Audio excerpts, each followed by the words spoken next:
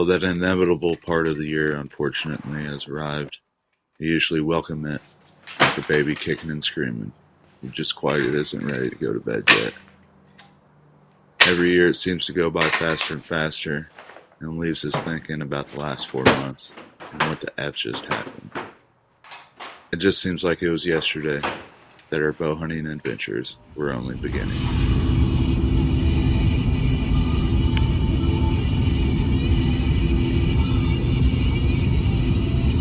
Pretty wild, dog.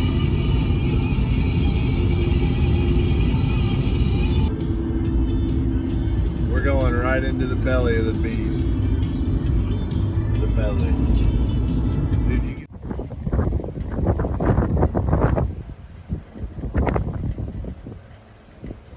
that temperature drop? Holy shit. Yeah. Well, it's snowing, dude.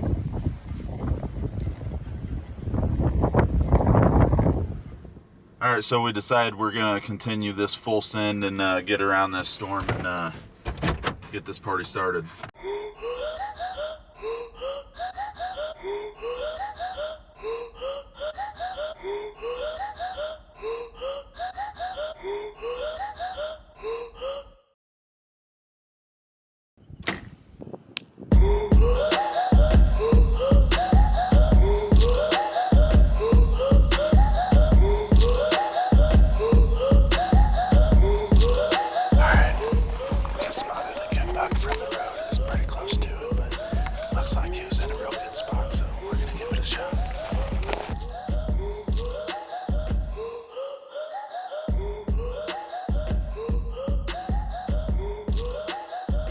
Just a quick update on this beautiful afternoon.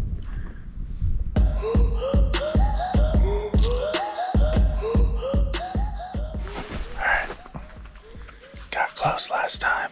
Got about 75 yards from him before a couple does busted me. Anyway, did some more driving and we laid eyes on another real big buck not too far off the road.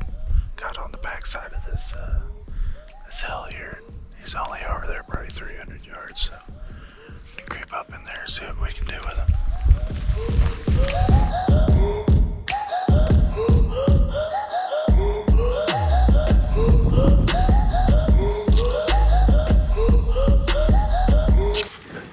This is the type of stuff I'm talking about when I told you I could hear them breathing. They're probably about 3 feet from my head.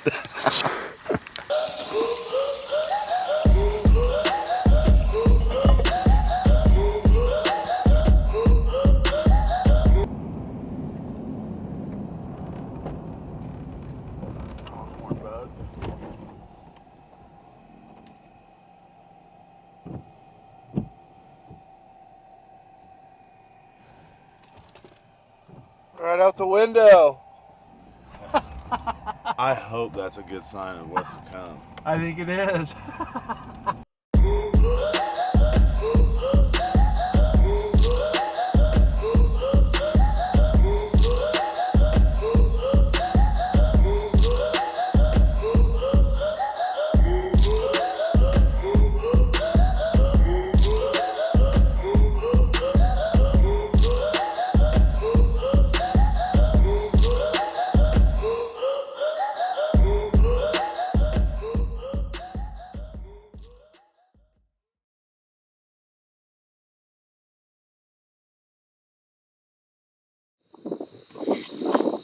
Alright, just got settled here.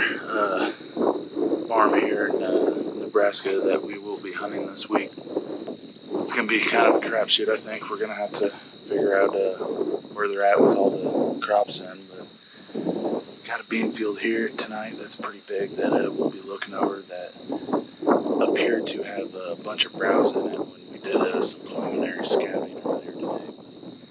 Got a real good vantage point here. Jacob's on the north end of the farm, looking back here, catching all those cuts. Hopefully we'll lay eyes on some deer and kind of hopefully start to put this little piece together.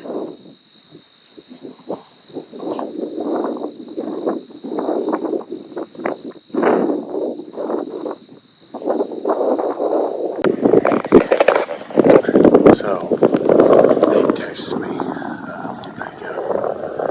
Said giant in the bean field. I haven't seen night ain't over yet. See a lot of country right here.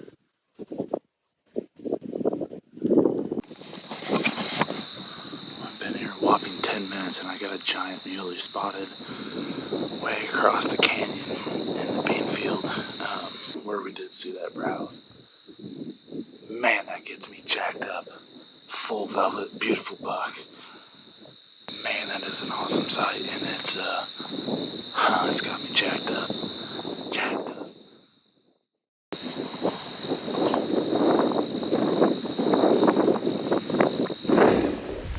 So me and Nate worked our way down here.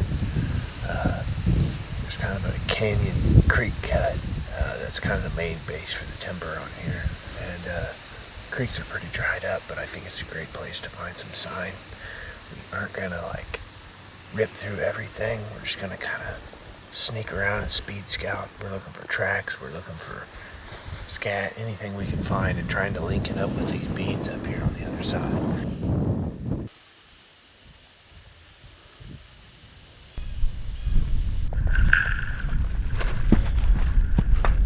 Ooh, that was hot. That's all.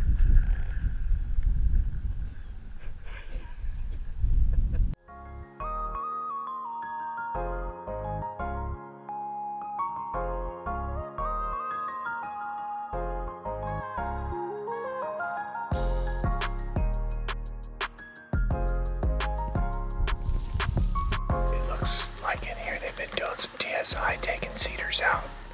Almost all of the cedars I see are cut, which is perfect bedding. Perfect.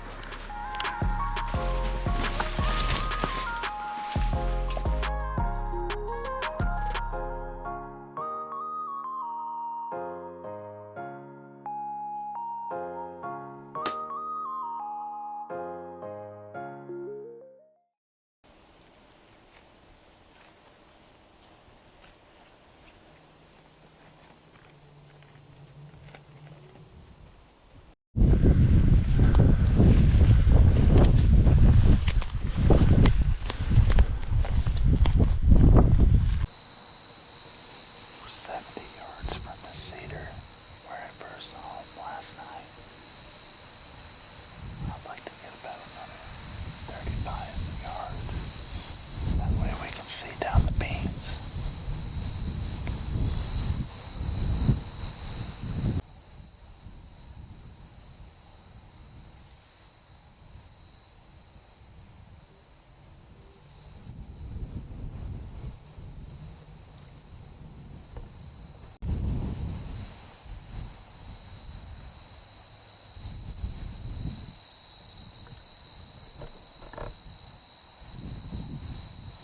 Alright, we're 38 yards from the trail where I first seen him last night. Fed right down the edge of these beans. Never got out into them. Just fed right along the edge of them, down the length of this, and then he came back. So if we see him, he's out of range. You ought to be able to maybe put a little sneak on him and close that distance. So it's 5:15 right now. I think I seen him last night right at 7 o'clock. So fingers crossed, opening day here in Nebraska.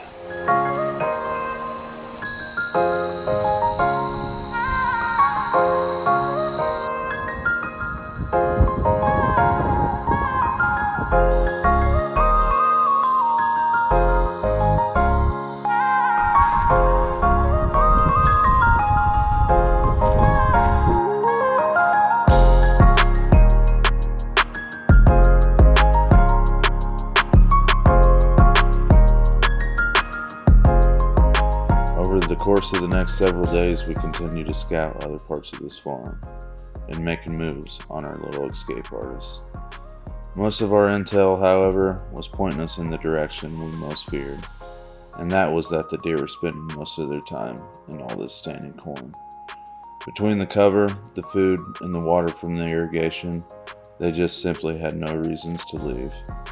We played on this intel, however, for the remainder of the trip, hunting and scouting our way through the corn. Directly adjacent from the woodlot and the bean field the big boy was spotted in, unfortunately, our efforts were fruitless. Eating tag soup out here, it just sucks worse. But it's this tag soup and these cool encounters in these epic places that just motivate us the most and keeps us coming back for more. But we arrived back to Illinois and we immediately picked back up on our prep for whitetails. Season was coming quick and we had a few targets that we acquired. This year I was taking a whole new approach with different goals in mind. I wanted to chase a specific age class of bucks. I was excited in the fact I had a few new farms to work with and I had a few deer showing up that fit this bill. All right, just getting geared up here. Pretty much good to go, I think. Just got a short little bit of walk here. Like I said, this is a new farm to me. It's the first set, so it ought to be pretty good. Haven't been here since July when I did a little velvet scouting and laid eyes on some decent bucks, younger bucks, but we know the big ones are here. We've been getting some Tacticam reveal pics of them, so gonna get in here and get set up pretty early this afternoon. It's probably 12:30 right now.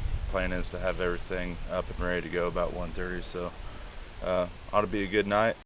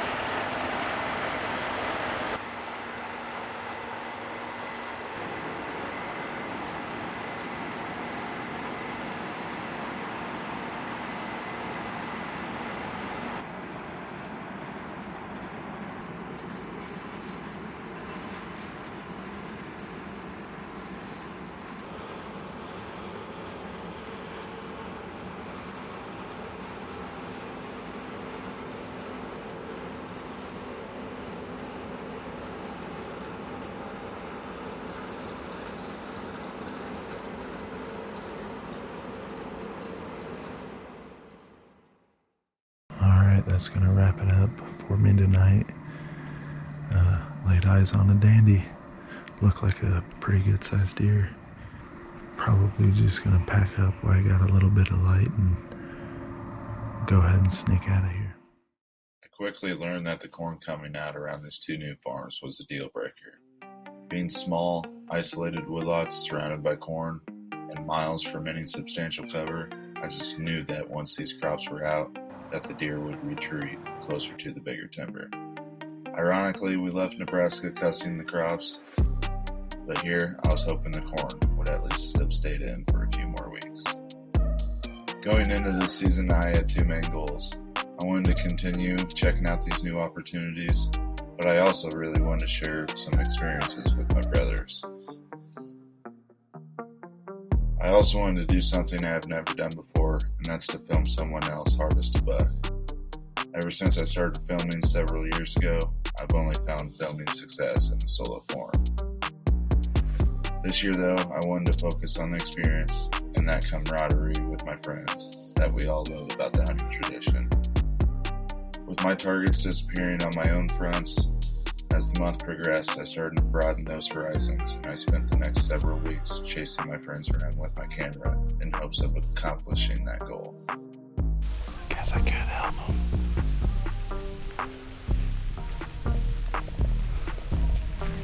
I think he's got it.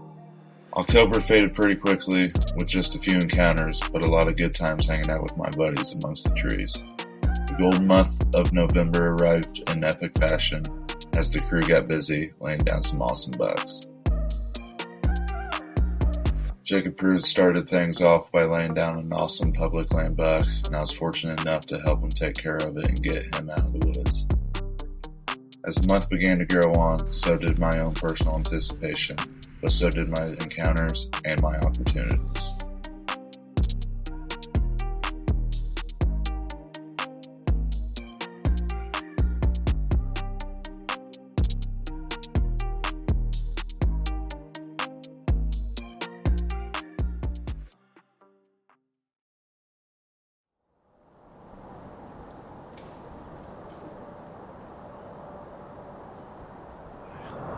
Settled. I think I heard some deer just downwind of me whenever I was getting set up. They were calling for 10-mile-an-hour southeast winds, which has my wind going kind of back this way, which got the food plot over here. It's kind of threading the needle. Anyway, I've had good success on days like today. I've seen a lot of really good cruising activity. Hopefully we can find one that comes through here and does the thing.